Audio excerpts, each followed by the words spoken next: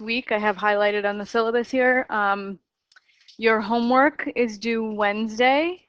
The homework that's due in my math lab on Wednesday, I believe, is just classes 1 and 2. Just classes 1 and 2 are due Wednesday at 2 p.m. Okay. And Wednesday in class, we will have quiz 1. Hi, come on in. So generally, I'll give the quizzes at the end of class. That way, they'll be like the last 20 minutes. That way, if somebody needs extra time, you can stay, right? Because if somebody needs an extra 10 minutes to finish, we can't have the whole class wait. So I put them at the end, just so you know that. So first quiz is Wednesday. It's going to be a no calculator quiz. Some quizzes will allow a calculator and some won't.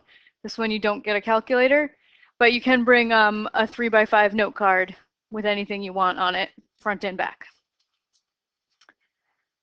All right, so any questions on scheduling, stuff like that? Okay, good. Any questions on previous material?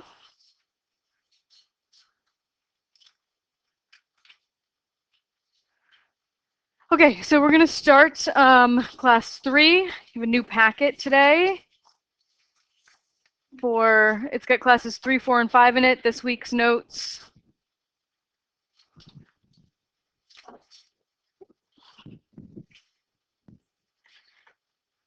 Okay, so we're going to start by talking about rational expressions and domains. All right, so a rational expression is the quotient or the ratio of two polynomials. So for example, the following rational expression describes the cost in millions of dollars to remove X% of the pollutants that are discharged into a river. So if you want to remove 50%, you plug in a 50 for X and it will give you a cost.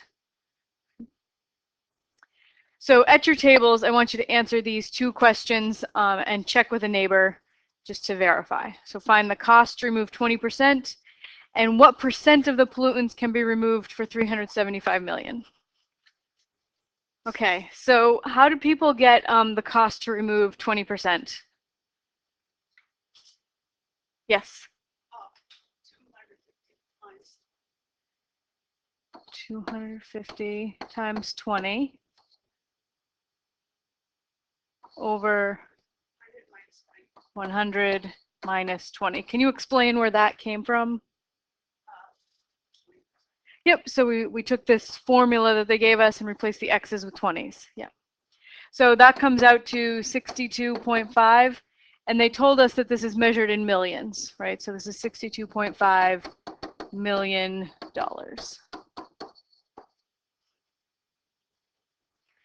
Which, if you wanted to write it out, would be, how would you write that out as a lengthwise, long number? Add 5 more zeros. Yes, 62,500,000. Yeah. All right, so what percent of the pollutants can be removed for a cost of $375 million? Anybody have an idea on how to approach it? Yes. Set it equal to 375. Yeah, because this expression gives you cost. So we're going to set 375 equal to 250x over 100 minus x. And then we want to solve it for x, which is the percent of pollutants we can remove. So how do you solve that thing? Multiply both sides by 100 minus x. Great.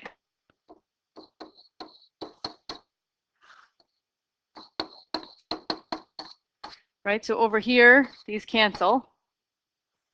And then I have to do 100 minus x times the 375. I got to move over here. I'm running out of room vertically. So I have 37,500 minus 375x equals 250x. Add 375x to both sides. Get my calculator out.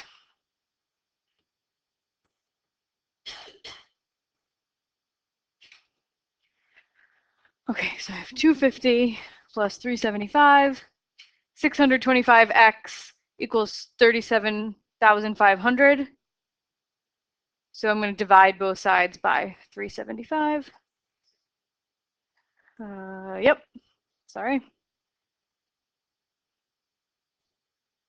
And I get 60. So when you finish solving this, you should get x equals 60%.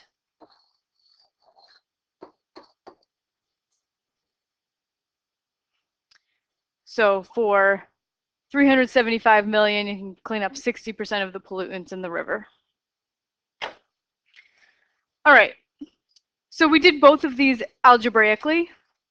We're going to learn how to do them numerically using the calculator, just to learn a few handy little tricks on the calculator. So I'm going to have the calculator calculate a bunch of values, given different percentages. How much would it cost? So we can have it do it really fast by turning your calculator on. You're going to press the Y equals button. If there's anything there, clear it. And I'm going to enter the expression that they gave us at the beginning for how much it costs to remove X pollutants. So I've got 250X divided by 100 minus X. Going to be careful about the parentheses. When we write a fraction, there are sort of invisible parentheses that everybody accepts are there, but we never write them. But your calculator doesn't know that, so you have to put parentheses around the numerator and parentheses around the denominator. All right, so now we're going to set up our table to be as handy as we want. Okay, so we're going to go to table set. It's just above window. It's a second function, so you press second window.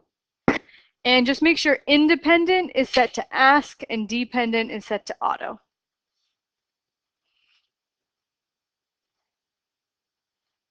The table start and delta table doesn't matter what they're set at. Just ignore them. Just make independent ask and dependent auto. Everybody got it? Not everybody has a graphing calculator. Okay. All right. So we can use the table to type in X values and get the Y values. All right, so what happens when you try to enter X equals 100? 100, you get an error. Okay. So we get an error. Okay, what does this tell you about the cost of cleaning up the river's pollutants? According to this table, it just gets really, really expensive. Yeah. Approaching infinity dollars. Yeah. Yeah, you get an error because when you try to plug 100 into this formula, you end up with what in the denominator? 0. So the closer X gets to 100, the smaller that denominator gets, right? The closer to 0 it gets. And what happens to a fraction when the denominator is really, really small? The value of the fraction is really, really big, right? So think about like a half and a third. A half is bigger than a third because the denominator is smaller, right? So the smaller the denominator, the bigger the fraction. So as X approaches 100, this denominator is getting small, right? Which makes the cost ginormous, right? So when X is 100, the value of the rational expression is undefined. Okay, because you can't put 100 in.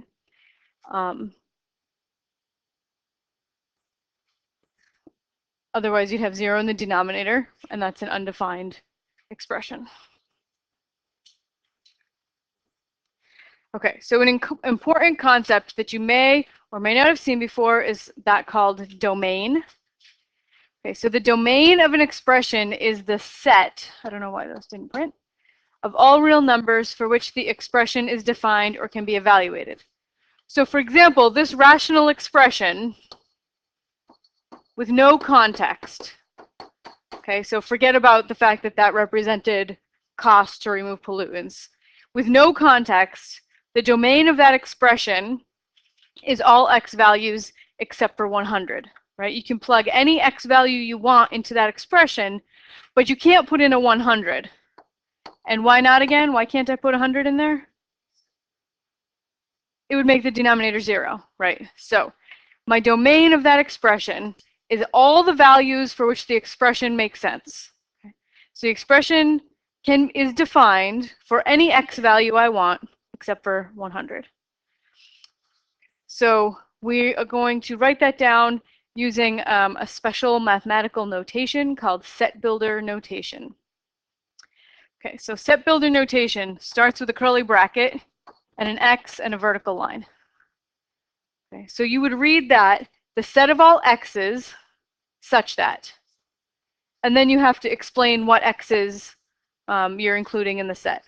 So I would say the set of all x's such that x is not 100. That's called set builder notation.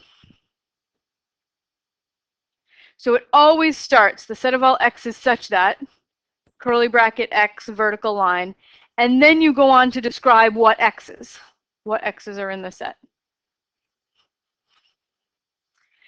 So when can a rational expression not be evaluated? What kinds of things can you not put into a rational expression?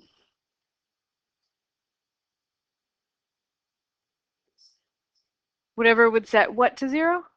The denominator, right? Any x value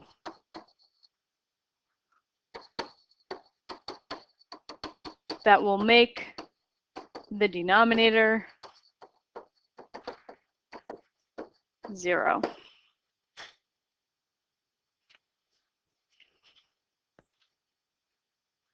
Just take a seat, please. Okay, so any x value that would make the denominator 0 has to be excluded from the domain of a rational function. All right, so see if you can come up with an example. Make up a rational function. So remember, a rational function is just one that has a numerator and a denominator. Make one up that has a domain that is all real numbers except for 10. So if I can't plug in 10, what could I make as my denominator? I'm going to start with the denominator because that's where you have trouble in rational functions. So what could I make the denominator so that I can't plug 10 in? 10 minus x or x minus 10. Sure. Either one would give a denominator of 0. And then what can I make the numerator? Anything I want. There we go.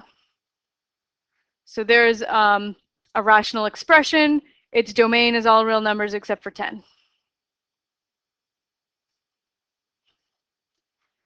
So in general, set the denominator of a rational function or expression. Set the denominator of a rational expression equal to 0. And that's how you find the number or the numbers that you exclude from the domain. So let's find all the excluded values for each of these. So I'm going to write the domain using set builder notation. So x squared minus 25 is my denominator.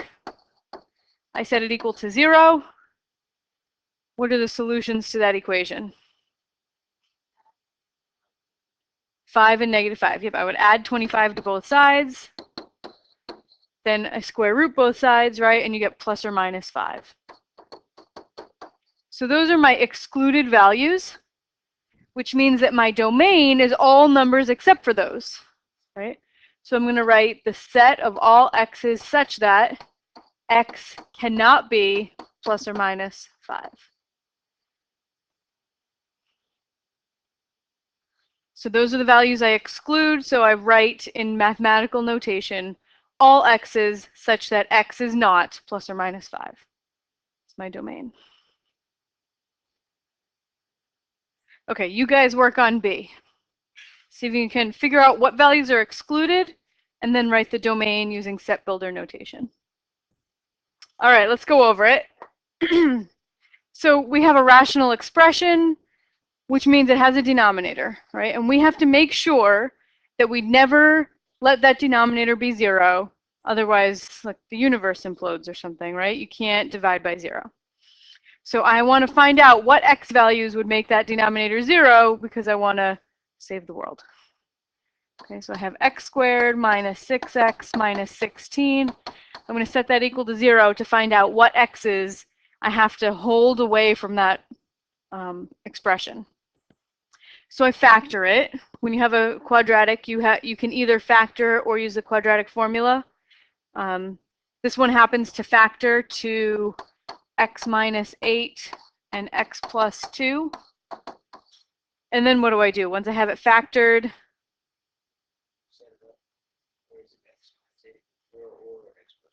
yep. So if I'm multiplying two things together and the answer is 0, that means that one or the other of them had to have been 0.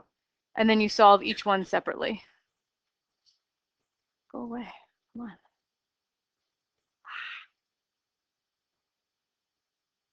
I don't know. All right, so then you solve each of them and you get x equals 8 or x equals negative 2. So those are the numbers that will cause the universe to implode, right? I have to make sure that I never plug those numbers into that expression or something very bad happens. So my domain, which is the definition of domain is the set of numbers that you can plug in, is all numbers except for those two.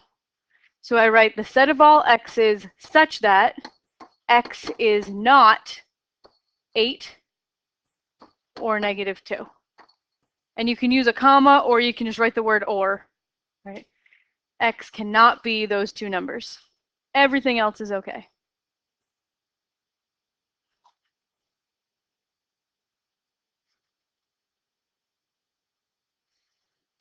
I don't know why that won't go away. Oh, well. All right, for simplifying rational expressions. To understand the concepts involved in reducing a rational expression, because a rational expression is just a fraction, right, that has x's in it.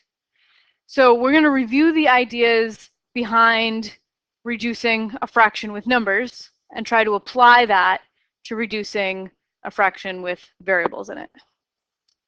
Okay, so how do you do this? How do you reduce 12/15? You divide each by 3. So you think to yourself, okay, 3 goes into the top and the bottom, right? So I'm going to write 12/15. And then I know that 3 is a common factor, right? It goes into 12 and it goes into 15. It's a common factor. So I'm going to write each of those numbers as 3 times something. Right? For 12, it would be 3 times 4. And for 15, it would be 3 times 5. And then you have a 3 on the top and a 3 on the bottom. They cancel. And I end up with 4/5. Right? Everybody remembers doing that at some point? Okay. So we do the same thing with expressions that have variables in them. So this 3/3, why am I allowed to cancel that? Because it's a foo-foo. What's a foo-foo? A fancy form of 1. Yeah. 3/3 is a fancy form of 1, so you can just cancel it because this is like 1 times 4/5. All right, so to simplify a rational expression, you do the exact same way. It looks less familiar, but the concepts are the same. The key to reducing an algebraic fraction or a rational expression is to factor. Factor everything as much as you can first. Okay. So, step 1, identify any excluded values from the domain. Do that first. Then factor the numerator and denominator completely. Cancel any foo-foos. And then divide both the numerator and the denominator by a common factor. Okay. All right, so first, identify any excluded values, then factor and cancel. So let's look at part A here. Are there any excluded values? Let's see, I got to make sure that x squared plus 2x minus 8 Gonna see where that equals 0. Does that factor? Plus 4 minus 2, right? Yeah. Which means that x equals negative 2 and 4.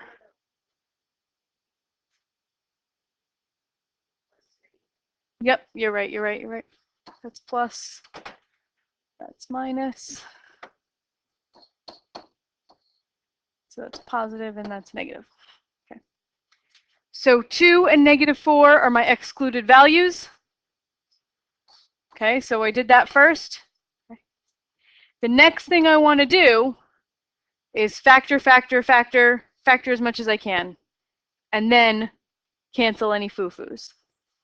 So x squared plus 3x plus 10, that factors to x plus 5, x minus 2. And then the denominator, I already know what that factors to because I did it a minute ago. X minus 2, x plus 4. Do I have any foo-foos? My foo-foo is the x minus 2 over x minus 2. Those cancel. And my final result is going to be x plus 5 over x plus 4. With my x, but these are my excluded values, right? I've reduced it, but I have to remember, it's easy to forget that 2 also is excluded, right? Because when you look at this, it looks like, oh, I just shouldn't put negative 4 in. But you have to exclude the 2 also from the beginning.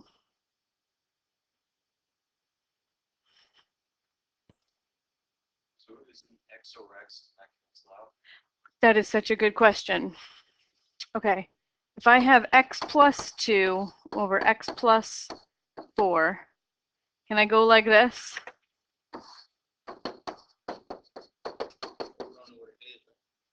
I don't know what x is.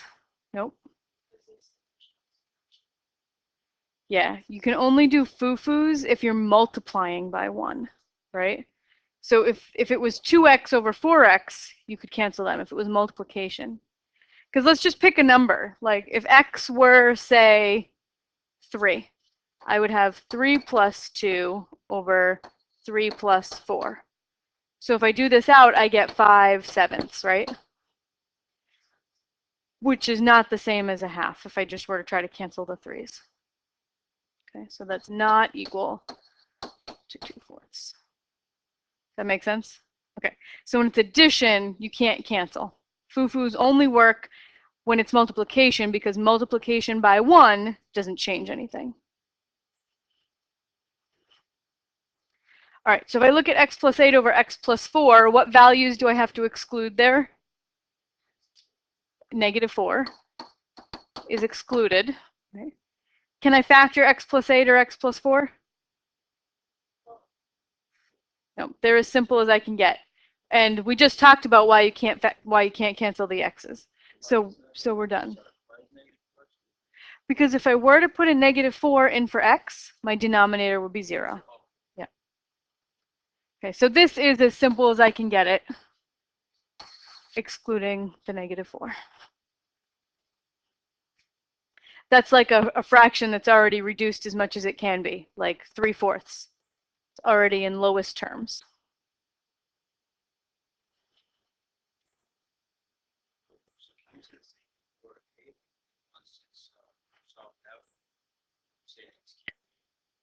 Yes, we have that written right here. X can't be negative 4.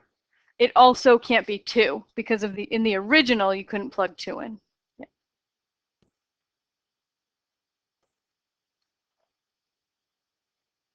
Okay, so let me erase this so that we can do the next part.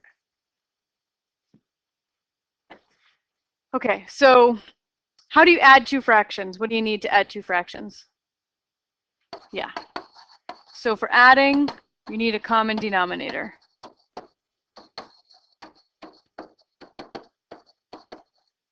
For adding or subtracting, you need a common denominator, then what?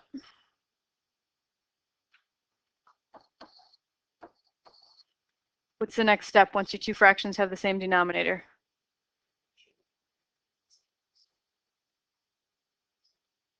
Okay, let's just assume we already did that. We got the common denominator. Both fractions are written in the same. Add and subtract what? Just the numerators, right?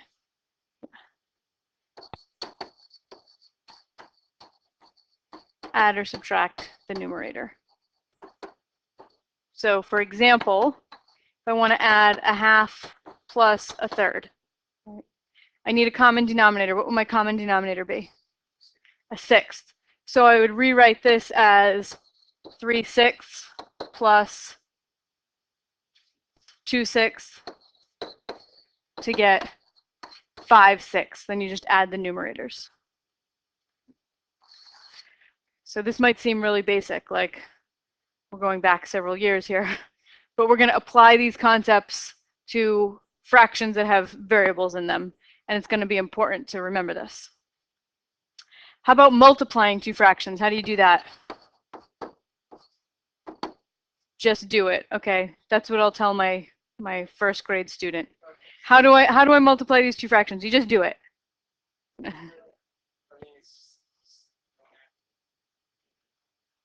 True. Multiply across the top and across the bottom. Yeah, you multiply both. So just one step, multiply the tops and multiply the bottoms. All right, so for example, 1/2 times 1/3, multiply the tops. 1 times 1 is 1, 2 times 3 is 6, you get 1/6. And I'm almost out of room. How do you divide two fractions? Flip and multiply. Flip the second fraction and multiply instead of divide. So do a quick example. 1/2 divided by 1/3. I would rewrite that as 1/2 times 3/1. And then multiply across. So I would have 3 halves.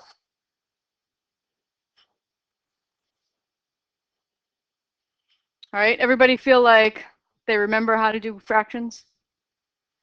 Okay, so performing operations on rational expressions works the same as on fractions with numbers. So here I have a division. I have two fractions, dividing them. So instead of dividing, I will flip and multiply. So I'm going to write this as x squared minus 25 over x squared minus 16 times x plus 4 over x squared plus 6x plus 5. Now, with numbers, I would just multiply the tops and multiply the bottoms. But before I do that, I'm going to factor and cancel any foo-foos to save myself a lot of work, because multiplying x squared minus 16 times x squared plus 6x plus 5 is going to be tedious. So I'm going to try to get rid of some factors first.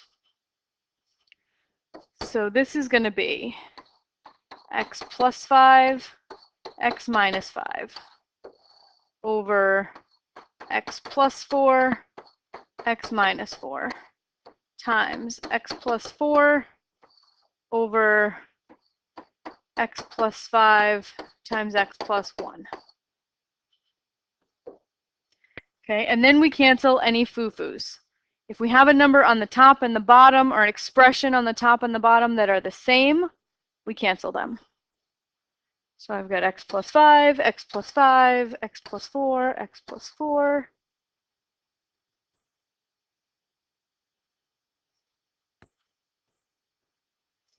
And my final expression is going to be x minus 5 over x minus 4 times x plus 1. To multiply it out?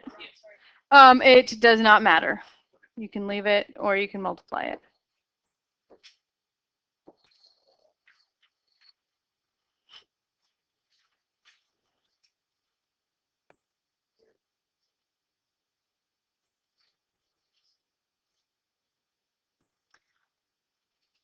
Okay, so now we are going to subtract two fractions.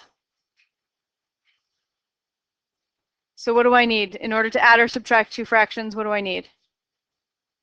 A common denominator. Good. So how do you usually find a common denominator with numbers? So that's one way you could do it. Like with the 1/2 and the 1/3, we just multiplied the 2 and the 3 and we got 6. But let's say, what if I wanted to do,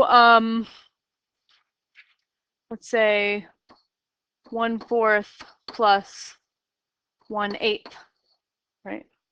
What would my common denominator be? 8. My lowest common denominator would be 8. If I just multiplied the 4 and the 8, I'd get 32, right? Which would work. It would be fine. It just is adding steps to our problem. It's complicating our problem more, which is again okay. But when you do it with variables and you complicate it more, it gets even messier than it does with numbers. So we're going to really try to find the lowest common denominator. So tell me how you know that the 8 is the lowest common denominator. Because 4 goes into 8, yeah. So I would factor both of them. 4 would be like 2 times 2, and 8 would be 2 times 2 times 2. And you use the factorization to try to come up with the least common multiple. So I'm going to factor my denominators to try to come up with the least common multiple. So I've got x over, this would factor to x minus 1, x plus 2. And this one factors to x minus 4 minus 1. So you notice that they already have a factor in common. What factor do they share? X minus 1. So we don't have, they already both have an x minus 1. We don't have to give them both an x minus 1. They both already have one. Right, so the one on the left has an x plus 2, and the one on the right does not, right? So I'm going to give the one on the right an x plus 2 by multiplying the top and bottom of that fraction by x plus 2 over x plus 2.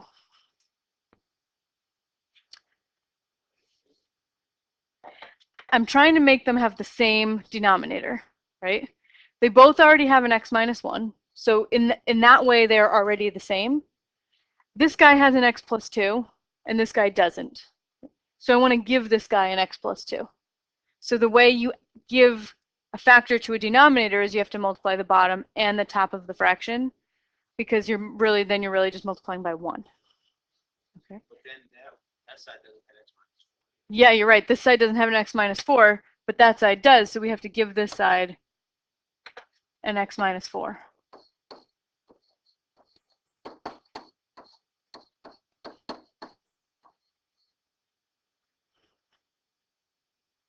So that's how we get the common denominator.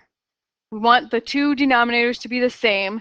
If they already have a factor in common, that one just stays.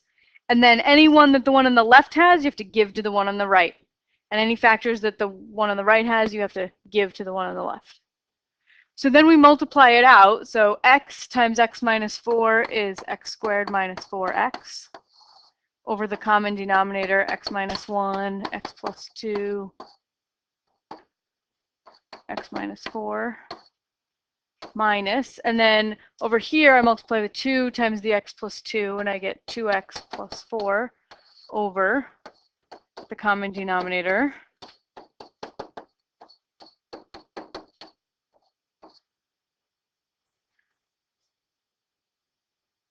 So now the denominators are the same. Now what do I do?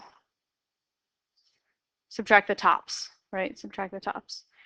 So I have to remember to distribute that negative sign to my whole second piece there. So I have x squared minus 4x minus 2x. So negative 4x minus 2x is negative 6x. And then minus 4, because I'm distributing that negative sign, over x minus 1 x plus 2, x minus 4. Does my numerator factor? I don't think so. If it did, I might want to factor it just to see if I have any foo-foos, but I don't think it does, so I'll just leave it like this.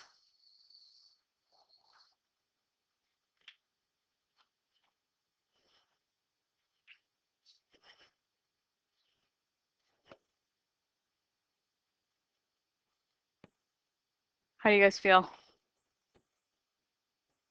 All right. So I have an activity for you to work through at your tables. We have 3 statements here. I want you to decide whether they're true or false. If it's false, you need to change it somehow to make it true, or show a counterexample, right? Come up with an example that shows it's false. Sure. Okay, so 6 plus 1 over x equals 7 over x. That's true if x equals 1, otherwise it's false. How did you figure out the x equals 1, by the way? So you didn't even do any algebra, you just looked at it and said, oh, if x equals, like you could just see it.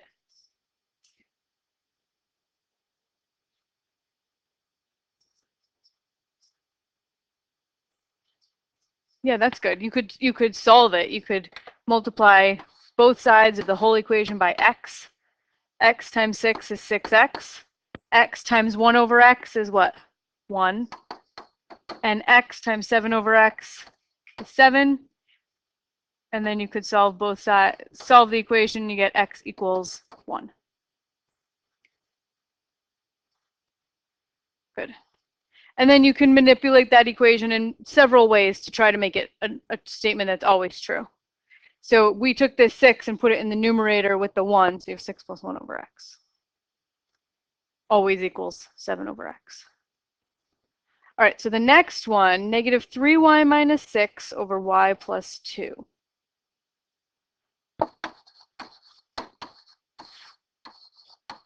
Okay, so the statement says that this expression simplifies to the consecutive integer that follows negative 4. What is the integer that follows negative 4? Negative 3, yeah. So follows meaning like to the right of. Precedes would be to the left of. Okay, so we want to know, does this thing equal negative 3? So we have to simplify it. When you're simplifying a fraction, factor and cancel any foo-foos. How does that numerator factor?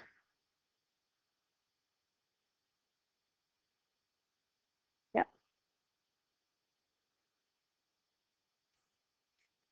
Yeah, you can divide out a negative 3. Negative 3 is a factor on both of those terms in the numerator. So I can factor out a negative 3. And what would I be left with? What should I multiply negative 3 by to make a negative 3y? Y. And what do I multiply negative 3 by to make negative 6? Plus 2. Good. And happy day, I have a foo-foo. Those cancel, and I'm just left with negative 3. So it appears to be true. However, there is one instance where it is not true. One value of y that will make that not true. Negative 2, when the denominator is 0. Yep. So this is true. We'll say this is true, except when y equals negative 2. Because then the expression on the left is undefined. Does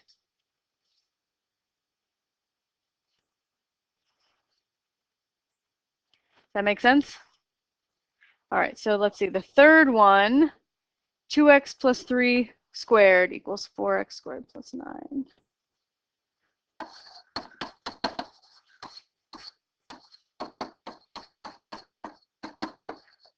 Is that true? It's generally not true. Right, why? Because 2x, what does 2x plus 3 squared mean? 2x plus 3 times 2x plus 3. And when you multiply those out, when you FOIL them, you get You have to do this whole thing. So we get 4x squared. First outer, inner, and last. So we get 4x squared plus 6x plus 6x plus 9. So that's 4x squared plus 12x plus 9. Will that ever equal 4x squared plus 9? When? When x equals 0. Yeah. So in general, 2x plus 3 squared does not equal 4x squared plus 9 unless equals 0, x equals 0.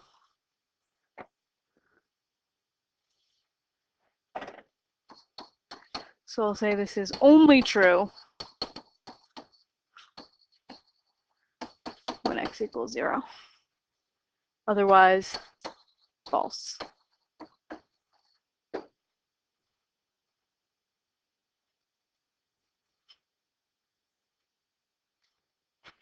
Any remaining questions?